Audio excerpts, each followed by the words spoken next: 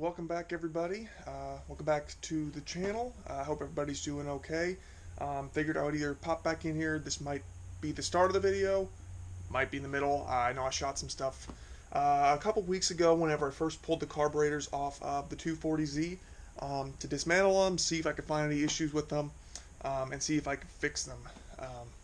Get the car running a little bit better. I'll give you kind of the quick rundown of what I actually did with the carburetors. I bought two Carb Rebuild kits, obviously, because there's two carburetors here. The biggest issue that I found whenever I rebuilt them was primarily, and I'm hoping it's light enough down here you can see, down here on the power valves, they needed rebuilding. Because one of the common things with what I found across these cars on these specific carburetors, because these are the late 240 and 260Z carburetors that you'll find on these cars from the factory, is the power valves apparently go out and the car runs really rich. Now, last time that I had the car running, I was looking at all the spark plugs and it was all really rich. Don't know if that was primarily in part to the tuning being bad or if it was the power valves. I don't know. I don't have that answer. But what I did do, I took apart the power valves, and there's basically three gaskets on these. I might put up some pictures of this so you can kind of get a better idea of what I'm saying. But there's two gaskets, and then there's a diaphragm. The diaphragm's out at the end. On the original, tear down of these carburetors or the power valves, I took a look at them, and the diaphragms had little pinholes through them or small tears in them throughout. So my assumption is that it wasn't actuating or it was actuating. I'm not really 100% sure how they operate, but it's a little pump mechanism. It just goes back and forth, kind of like a speaker would, and it modulates extra fuel getting put into the car. My guess is those were just letting fuel go crazy into the carbs, with no metering action from the power valve itself. So it's going to be running rich. So I took those apart, put new gaskets, new filters in. Also went through and just hit a couple of the easy gaskets that I could on these. I didn't do 100% full teardown on these because I didn't actually get all the gaskets I needed all in the rebuild kit. So I couldn't really do it 100% on both of them. But at the same time, these are undesirable carburetors for this car, so I didn't really want to put too crazy much, into them. Sort of just getting it running enough that I enjoy the car until, or if I decide to put different carbs onto the car. Nonetheless, that didn't do too much. I put them back on, and the car was still running pretty bad. Still felt like it was missing on a couple cylinders. So I went back in kind of diagnosis mode, trying to figure out what's going on with it. I put the carburetors on without the throttle linkage between them, so they were operating independently of each other, and it ran pretty well. Like it would idle, it would kind of hold up. Still felt like it was missing, but it would idle. It was like, okay, well, let me see if I can drive the car like this. So I took, because on this you have to take at least this carburetor off, or at least one of them off, in order to get the throttle linkage between them. You can't just take it on and off with the carbs attached. So I took off the carburetors, hooked up the linkage between them, put them back on, car then wouldn't idle. Still genuinely not sure what it was that was keeping the car from idling, because it would run for like 5 seconds, then it would just die. No matter if I had full throttle, no throttle, it just died. So I got fed up. I was like, well, I'll just pull these back off, run them individually again, see if it runs better. And it did. So I was really confused on that. So kind of where I'm at now, or at that point, I was trying to figure out what's my most obvious issues here. Like, is there something where there's getting too much fuel, not enough fuel, too much air, not enough air, anything that could be causing that issue? What I found was, and I will put a picture of this, the seat of kind of the shaft here was cracked at the base, or this top section of the carburetor. So what I did, I just got some JB tank weld and put that up here just to kind of hold pressure. If that was an air leak or a vacuum leak or a pressure leak, whatever it was, that's at least covered. And also what I did was I decided I was going to try to kind of DeSmog this car a little bit more. It had already had the air pump, as you can probably see, taken off down, it would be right there, from a while back. Don't know when that was taken off. It was long prior to whenever I purchased the vehicle. But it did still have some of the other smog equipment that was, just up here. Which I've now got over here, which I believe is...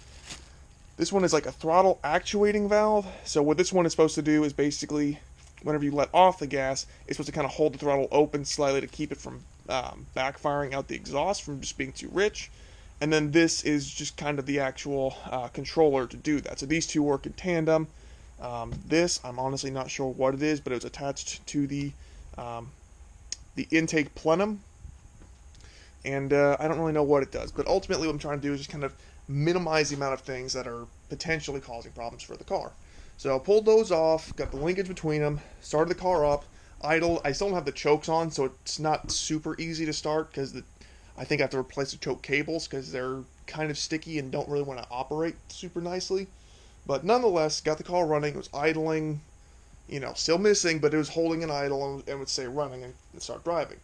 And amongst all this, I really have just messed with this one, which I believe is the fuel mixture screw, because it controls both carburetors, and then up here, the idle speed screw, and I think this is the fast idle screw. I think it basically just determines your throttle response, but this one's the one that controls the idle speed, from what I understand. And so I drove the car around. Like I said before, the last time I had the car out a few weeks ago, the car was running really rich. On all cylinders, they were all coming up black.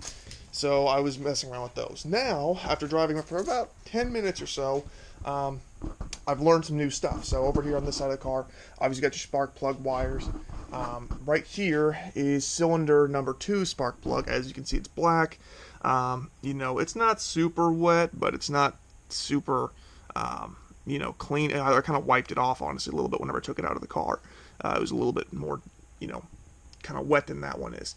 So that one's cylinder number 2. Then over here is cylinder number 5. So obviously you can see on the electrode up there, it's a lot whiter, and that's a sign that the car is running really lean. And what I did when I checked all the spark plugs last night, get that right back there, number 6 right back here and number 2 are black. The rest of them are all white. So what that's saying is currently the carburetors are running lean for the way I've got them tuned at the moment after rebuilding and everything, so there shouldn't be any issues of extra fuels getting dumped in at the moment. The fuel that it's set to provide is what's being provided. But on cylinders number 2 and number 6, they're still basically running rich, if they're even running at all. So my guess is what's happening is that I need to do a valve adjustment on those 2 cylinders so that they might be just adjusted way too tight somehow, and they're just, not providing any compression. The spark doesn't ignite. The spark plug gets wet while the rest of them are running lean, so that's why you've got kind of that issue there. That's one possibility, is that it's got a valve train issue. The next one could be, since it is running on the other 4 cylinders, I don't believe it would be a timing issue. At least I couldn't understand how it would be if otherwise it'd be acting across all the cylinders is the way I understand it, not just on 2 particular ones. So the other thing I'm leaning towards it being if it's not a valve issue, which would be strange. It'd be too tight. I could see it getting too loose, like running loose over time, but being too tight seems a little strange to me. The other option is that either the spark plug wire or the plug itself or something on those 2 cylinders is bad, or something within the distributor has got issues for those 2 cylinders and they're not firing. I don't know. I haven't tested those yet. I'm going to start off by checking the valve lash on those 2 cylinders and seeing if I'm just not making any compression and that's why it's running badly. If it is, then I can go through and I can fix it just by basically giving compression to those and then tuning the idle or the mixer screws to running where it's happy, and from there kind of feeling it back out to where it's good. There's still more stuff to do engine-wise than just that kind of stuff, but that's the biggest issue, or biggest thing I'm trying to sort right now is just getting the car running right. Because as you might be able to see, it's a little bit more packed in here. There's a little bit more random stuff because I am in the process of moving. I've got most of my stuff out of my old place, and then from there I'm trying to move, not from here, but this is my kind of in-betweener spot, about 2 hours away. And I'd like to drive the car up there as opposed to paying for, a tow truck or anything like that. But that's kind of where I'm at for this right now. Just kind of fiddling with it. as I get time, or not as I get time, but as I get the stuff to do it, because I am waiting on a valve shim tool to take care of that in order to guarantee that it's not the valve train. If it's from there, then I can just focus on the ignition, figuring out what that's doing and what the issue is there. And otherwise, it's kind of getting the car sorted and ready for a long trip. Because one other thing it's doing that I don't know, it could just be that it's an old car thing. I'm not 100% sure, but obviously radiator cap right here, and you got a little drain tube or an overflow tube. I don't have an overflow tank, so currently I've just got a plastic bottle down there to catch any spillage. Because whenever I looked at it, this seemed a little low, like the water level was down to about there, and I think it is again because it all ran out down into there and onto the, onto the car and underneath, as you can see down there. But I have to make some kind of a coolant reservoir for the car. It's just something else I'll need to do. But yeah, I mean, there's not too much that's happening right this second.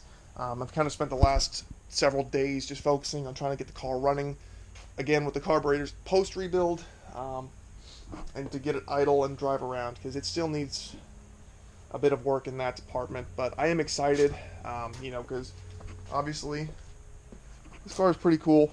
I'm pretty excited to have that as one of the toys in the fleet that I can use whenever I choose to. So I'm gonna go ahead, cut this here. And yeah, I appreciate you guys watching, kind of listening to me ramble a little bit.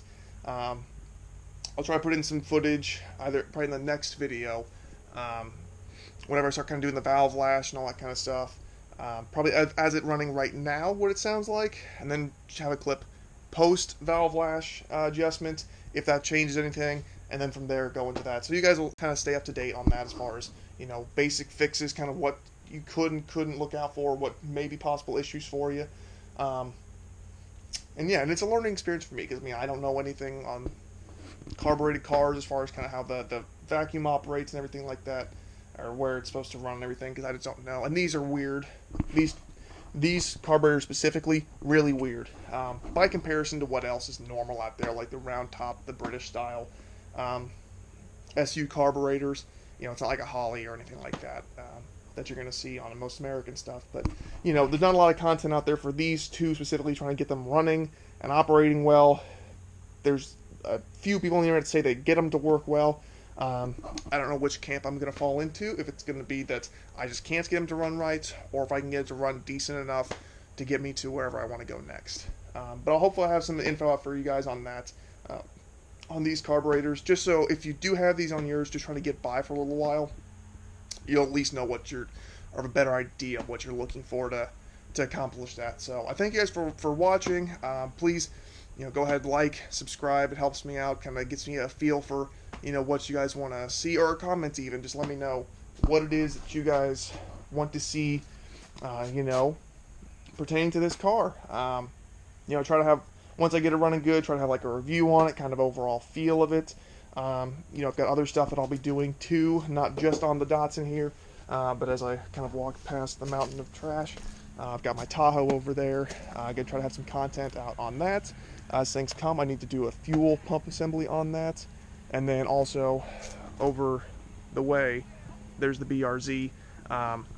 Hopefully here pretty soon. I actually do like a 6-month purchase update on it. I got some updated viewpoints on it, just because I've had it for so long. But like I said, I'm going to cut that here. Thank you all for watching. Let me know what you guys think in the comments. And hit me up, there, and see what you want to see. So, thank you.